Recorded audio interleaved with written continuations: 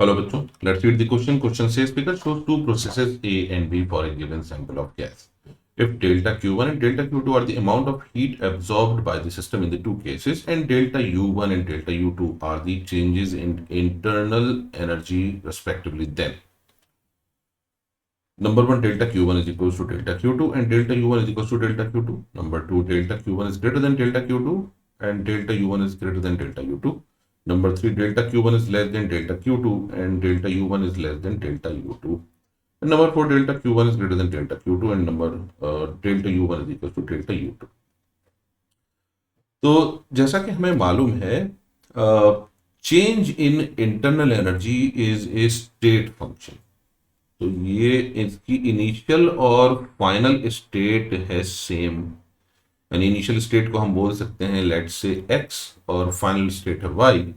तो इनिशियल और final state same है, इसलिए change in internal energy in both the cases यानी U A and U B that is u1 is equal to हो जाएगा delta u2 because it's a state function.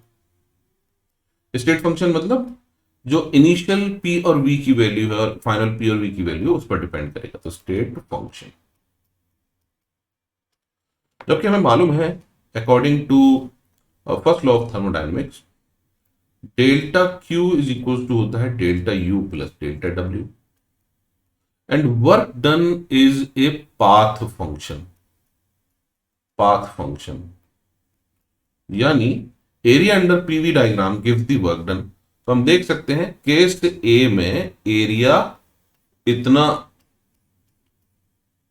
Cover हो रहा है और केस बी में हमारा जो एरिया कवर हो रहा है वो है सिर्फ इतना। तो clearly delta W1 is greater than delta W2। इसका मतलब delta Q1 will be equal to delta U1 plus delta W1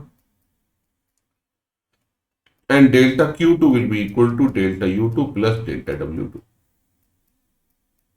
तो जब W1 ज्यादा है तो Q1 ज्यादा होगा, तो इसका मतलब delta Q1 will be greater than delta Q2। तो हमारा आंसर होगा delta U1 is equal to delta U2 and delta Q1 is greater than delta Q2 which is option number 4। I hope you understood the solution. Thank you.